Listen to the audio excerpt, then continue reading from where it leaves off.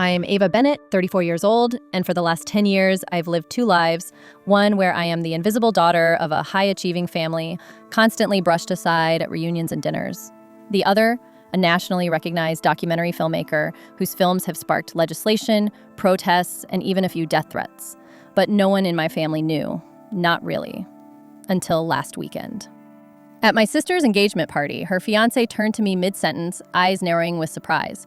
"Wait, you're the director of Burning Truths?"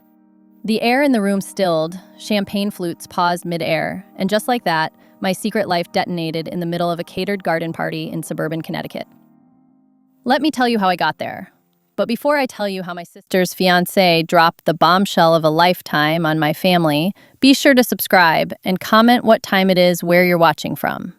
I grew up in Westfield, an affluent, Ivy-obsessed suburb where ambition wasn't just encouraged, it was enforced.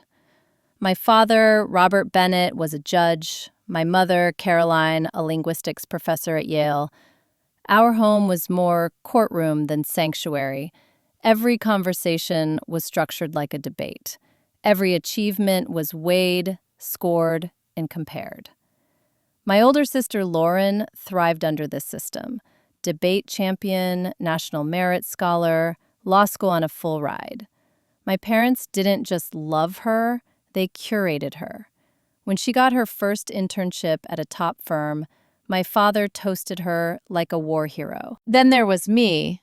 I like stories, cameras, people. I made my first documentary at 14 with a borrowed camcorder. It was about the last remaining bookstore in our town and how it was being driven out by a new shopping plaza. It wasn't perfect, but I spent weeks editing it. I showed it to my parents over dinner. "That's cute," my mom said, "but are you ready for your AP chemistry midterm?" I stopped showing them my work after that. By high school, I had decided I wanted to go to film school, specifically NYU Tisch. My parents were horrified. "Ava, you scored a 1540 on your SAT. You could go anywhere," my dad argued. "Why waste it on something so unstable? You're too smart to throw it away on film," my mom added. "Be a journalist or go into communications, something real." When I got into NYU with a partial scholarship, they staged a sort of intervention. They offered to pay for Yale if I changed my major. I refused. That was the first time I chose my path over their approval.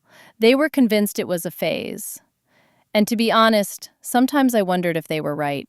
The years ahead would test every inch of my willpower. NYU was exhilarating and terrifying. I was surrounded by geniuses. Kids with trust funds, and others who'd already shot music videos for indie bands I loved. I felt behind, so I worked hard, really hard.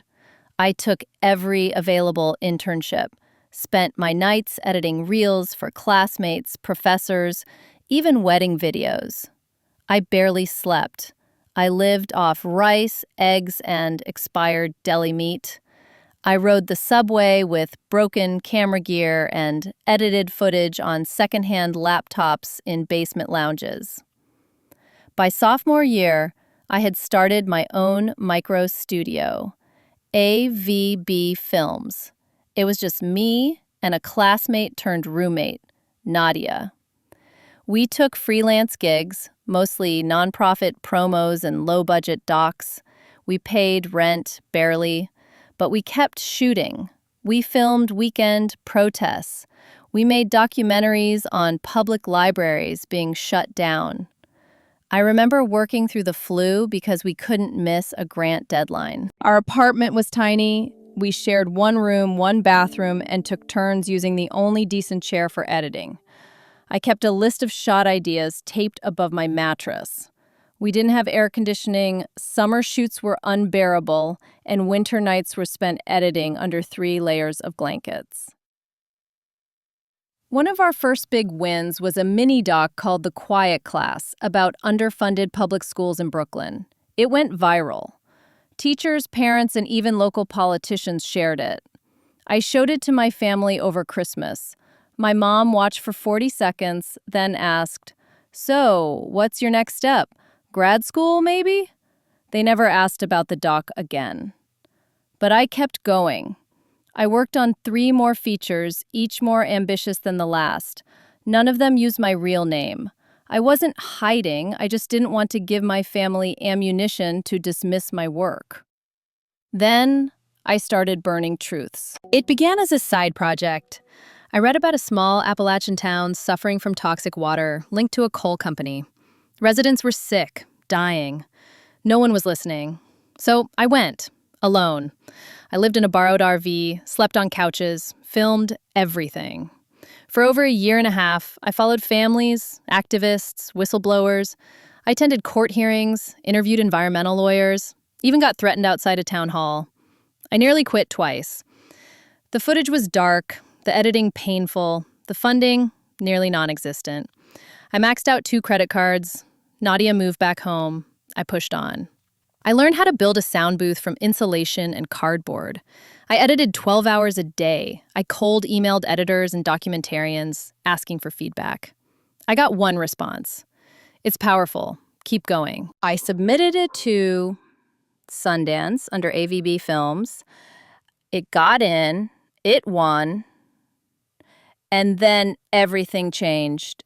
I started getting calls from distributors, agents, festival directors, but I stayed anonymous. I wasn't ready to be seen. Not fully. Burning Truths was covered by Vice, The Atlantic, even made it into a university ethics syllabus.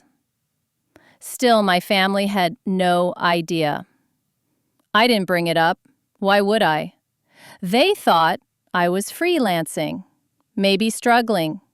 My dad even asked if I wanted to study for the LSATs together. I laughed. People began recognizing the pseudonym. AVB Films got awards. Our mailing list hit 30,000 subscribers. I gave interviews by email. I turned down speaking engagements. I wasn't ready to deal with being visible. Not to the world, and especially not to my parents.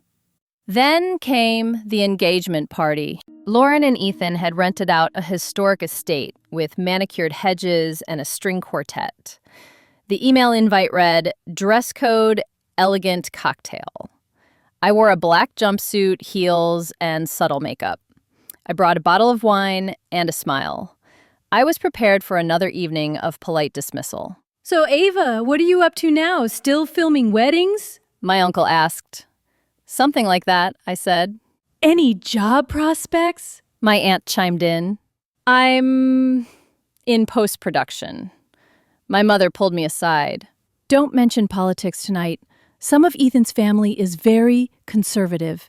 And avoid talking about those protest videos you made. I nodded and said nothing.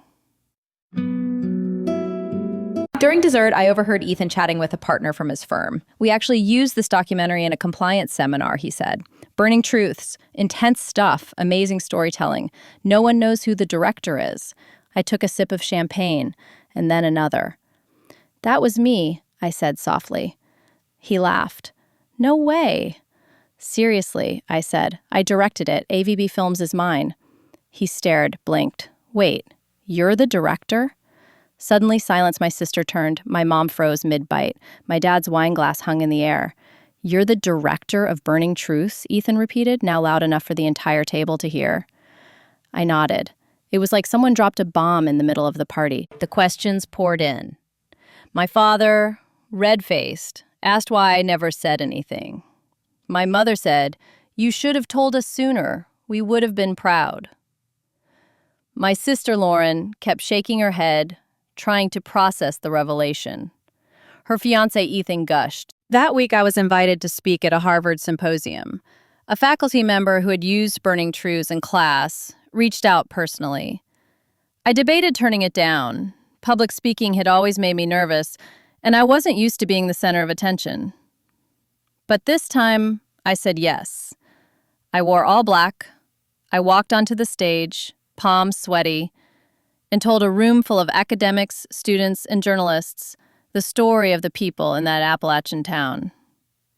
I barely mentioned myself.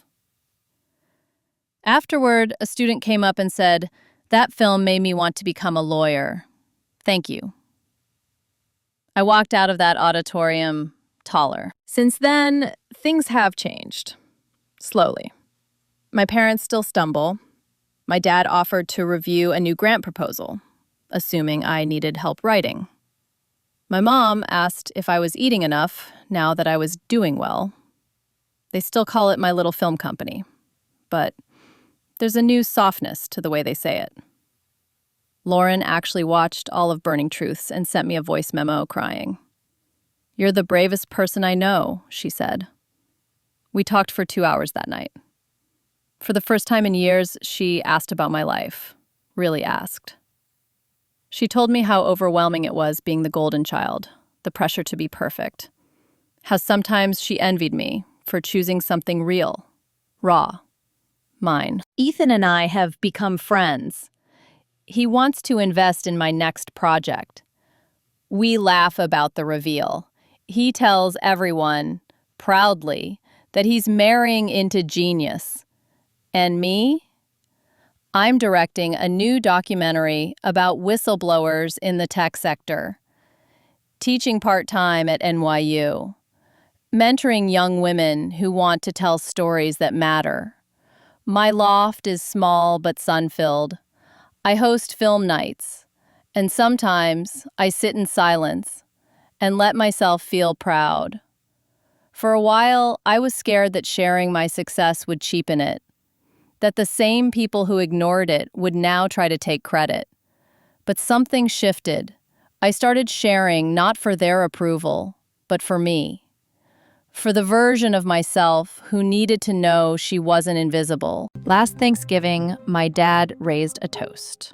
To Ava, our daughter, the filmmaker. You taught us that success isn't always what we expect. I believed him. My mom hugged me tighter than usual. She said she finally watched the film twice and cried both times. That she felt ashamed for not seeing it sooner. I told her it was okay. Because it was. Not because she was forgiven, but because I was free. 6 months later, I returned to the Appalachian town where it all began. The coal plant was under federal investigation. The town had clean water again. One of the kids I interviewed is now studying journalism. He asked to film me. "You made us visible," he said. I cried, and for the first time in a long time, I let myself be seen, too. If you're reading this, wondering when your moment will come, this is it. You don't need their permission to be extraordinary. You don't need their applause to be valid. You don't need to be recognized to be real.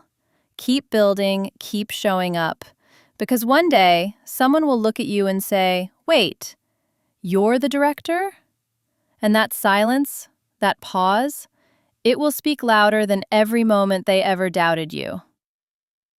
Thank you for listening. If this story resonated with you, subscribe, leave a comment, share your own journey. Tell me, who are you when no one is watching? Because that person is who you truly are. And one day, the world will see them too.